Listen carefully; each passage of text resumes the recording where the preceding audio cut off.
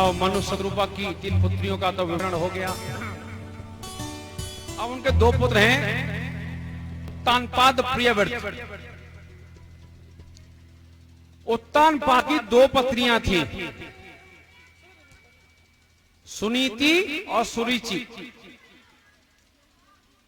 सुनीति का मतलब सुंदर नीति वाली, और सुरुचि मतलब चंचल मन वाली। आजकल लोगों को सुंदर नीति नहीं चाहिए, चंचल मन वाली चाहिए। किया क्या, सुनीति को तो घर से बाहर कर दिया, छोटा सा कमरा दे दिया, और सुरुचि को महल में रख लिया। दोनों को एक एक पुत्र हुआ। सुनीति का ध्रुव और सुरुचि का उत्तम। और ध्रुव थोड़ा बड़ा हुआ तो पूछने लग गया मैया से, मैया मेरे पिताजी कौन है? अब मैया बोली कि इस समय आने पर बता दूंगी। मैया बताती नहीं। अब एक दिन बच्चों के साथ खेल रहे थे ध्रुव, तो बच्चों ने बता दिया हमें पता है तुम्हारे पिताजी कौन है। अरे भैया मैया ने नहीं बताया, आपको पता है तो बता दो। अरे आपके पिताजी राजा हैं यहाँ के, उत्तानपाद। अच्छा, मेरे पिताजी उत्तानपाद। इतना सुनते ही ध्रुव राजमहल में चला गया, और जिस गद्दी पर उत्तानपाद बैठे थे वहीं पर पहुंच गया, और जाकर गोदी में बैठ गया कि मेरे पिताजी हैं।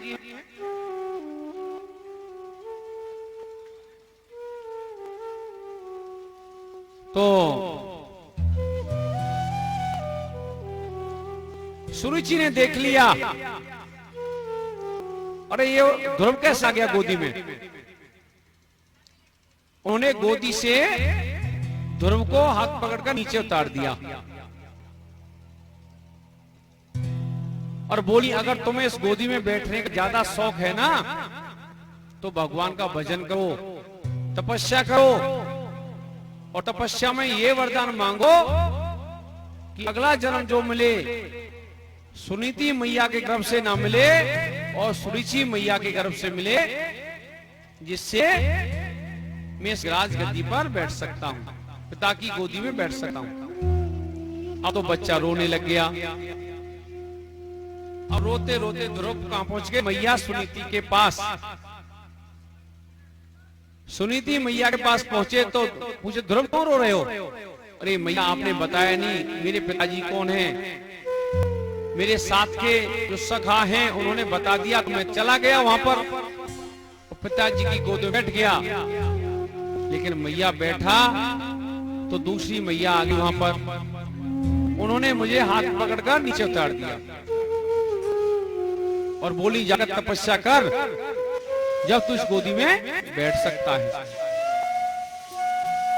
और सुनीति नाम है उसका, सुंदर नीति वाली। वो ना भड़की और ना कोई भड़काऊ भाषण दिया। क्या बोली? बेटा वो मौसी है तुम्हारी माँ जैसी, उसने जो बोला सत्य बोला है। अगर तुम्हें गोद में बैठने का शौक है तो तपस्या करनी पड़ेगी। जब तुम तपस्या करोगे तो इस पिताजी की गोद में बैठने के लिए नहीं करोगे, उस पिताजी की गोद में बैठने के लिए तपस्या करोगे। तुमको तो तपस्या करनी पड़ेगी, इसलिए मनुष्य को मेहनत तो करनी पड़ती है। अगर सफलता प्राप्त करनी है तो मेहनत तो करनी पड़ेगी, बिना मेहनत किए कुछ नहीं है। दीपक को जलना पड़ता है तभी उजाला होता है, बिना जले उजाला नहीं होता। हाँ कोई 100 में एक इकाई कचुई मिल जाए बात अलग है, लेकिन बिना मेहनत कहीं नहीं मिलता। मिल जाएगा लेकिन वो उसको रख नहीं सकता बिना मेहनत के। अब तो ध्रुव जी ने ठान लिया कि हम तपस्या करेंगे, और तपस्या करने चल दिए। कहाँ चल दिए? वन में। कितनी साल की उम्र है? 5 साल की। और हमारे बच्चे क्या करते हैं 5 साल में? बेटा ले मोबाइल पे खेल ले, गेम खेल ले, गेम खेल ले, अल्लाह मत बचा। लेकिन उनकी मैया क्या बोलती है, तपस्या कर और प्रभु को प्राप्त कर।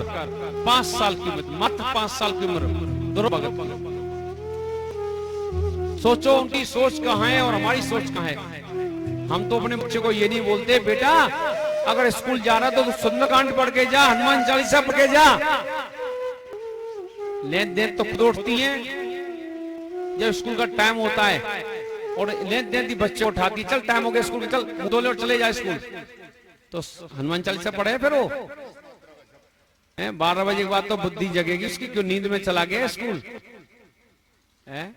तो संस्कार माताओं से मिलते हैं। तो मैया ने बोला कि जाओ तुम तपस्या के लिए, तो ध्रुव भगत चल दिए तपस्या के लिए। अब नारद जी देख रहे हैं 5 साल का बच्चा क्या तपस्या करेगा इसको तो वन में जंगली जानवर खा जाएंगे, इसको वापस भेज देता हूं। तो नारद जी गए।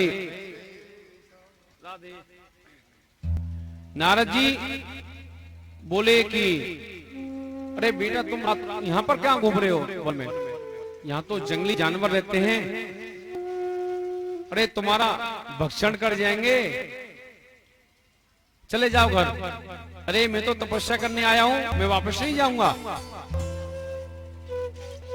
अब तो उन्होंने और लालच दिया देवर्षि नारद ने, अरे बेटा खाने को कुछ नहीं मिलेगा, जंगल है जंगल, जानवरों से तुम बच भी गए तो भूखे मर जाओगे। तो ध्रुव जी क्या बोलते हैं, जब दांत नहीं तब दूध दियो, अब दांत दिए कछु और भी देगो। कितना विश्वास 5 साल के बच्चे को। अरे भैया जब हमारे दांत नहीं होते हैं तो दूध मिलता है, मिलता है ना, कौन व्यवस्था करता है? मैया इस तरह से दूध जब निकलता है जब बच्चा पैदा हो जाता है, प्रभु ही उसका इंतजाम करता है। और दांत दिए तो उसके लिए खाने की व्यवस्था करेगा। अब मैं घर से आ गया हूं, मैं वापस नहीं जाऊंगा। अब बोले भैया ये वापस जाएगा नहीं तो भजन करेगा किसका? तो इसको मंत्र दे देता हूं, क्योंकि बिना गुरु के भव सागर को पार नहीं किया जा सकता। किसकी तपस्या करेगा? गुरु बिन भव निधि तरई न कोई, जो बिरंची शंकर सम होई। गुरु के बिना कल्याण किसी का नहीं होता, चाहे कोई शंकर या ब्रह्मा ही के समान ही कोई ना हो, बिना गुरु के कल्याण नहीं है। तो देवर्षि नारद जी ने ध्रुव भगत को मंत्र दे दिया, क्या? ओम नमो भगवते वासुदेवा,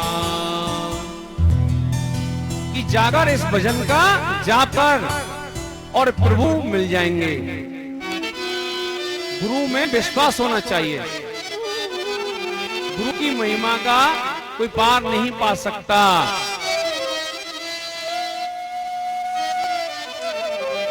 तो ध्रुव जी ने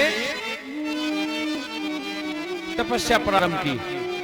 पहले महीने में उन्होंने एक समय फल लिए, दूसरे महीने में फलों का त्याग कर दिया, तीसरे महीने में जल, चौथे महीने में जल छोड़ दिया, पांचवें महीने में, चौथे महीने सिर्फ वायु, और पांचवें महीने में वायु का भी त्याग कर दिया। तो वो सांस भी लेना भूल गए भजन में। अब सांस रुकी तो देवताओं की सांस अटक गई। अब देवता सांस नहीं ले रहे, सभी घबराकर ब्रह्मा जी के पास पहुंचे, फिर भोले बाबा के पास, फिर सभी लोग मिलकर मेरे विष्णु भगवान के पास पहुंचे। विष्णु भगवान कहा, घबराओ मत, आपको सांस लेने में दिक्कत हो रही है, ये मेरे नन्हे से छोटे से भक्त का कमाल। उसने अपनी सांस बंद कर दी है, इसलिए तुम्हारे सांस लेने में दिक्कत हो रही। कोई बात नहीं, आप चिंता ना करें, मैं जाता हूं और अपने भक्त को दर्शन देता हूं। तो मेरे प्रभु ध्रुव भगत जी के पास आए, छोटे से बालक। अब जिस चित्त को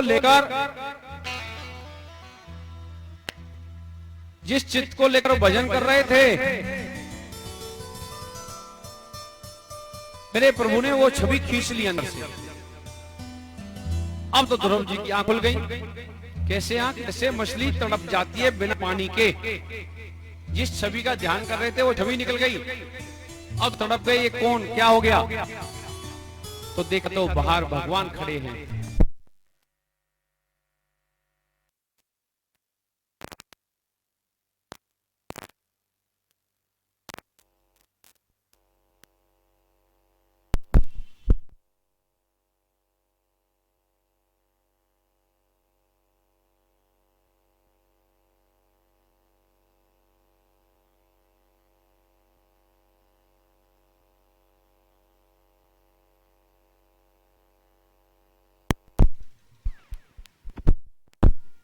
राधे श्री राधे।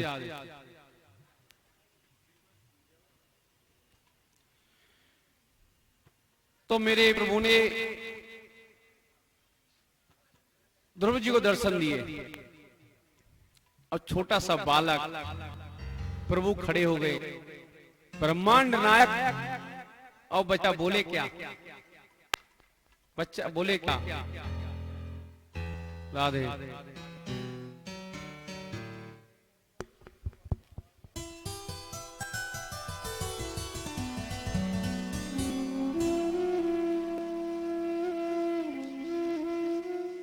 अब तो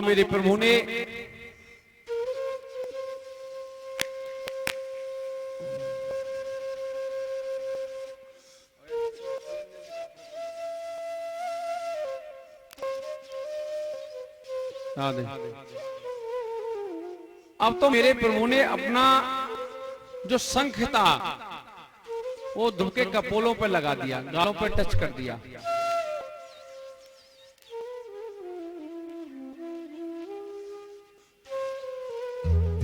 मूकं करोति वाचालं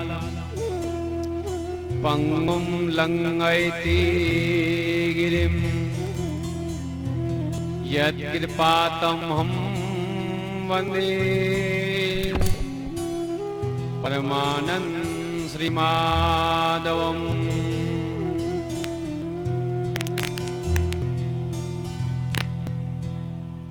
इस तरह मेरे छोटे से नन्हे भगत जी ने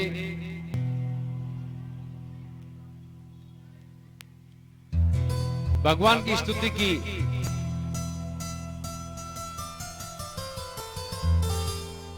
और भगवान बोले वर मांगो।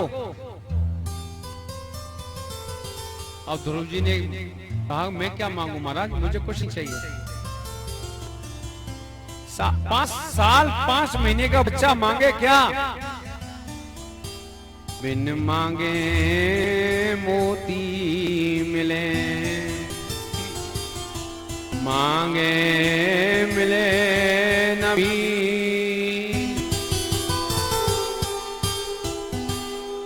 भगवान ने वो चीज सिद्ध कर दी कि बिन मांगे मोती मिले और मांगे मिले ना भीख। तो उन्होंने कुछ नहीं मांगा, तो भगवान ने क्या दे दिया कि तुमने गोदी में बैठने के लिए ये तब किया था, मुझे याद है। अब तुम मेरी गोदी में बैठोगे, लेकिन उससे पहले 36,000 साल राज्य करोगे। मेरे गोविंद 5 साल के लिए सरकार नहीं बनाते, डायरेक्ट 36,000 साल राज करो।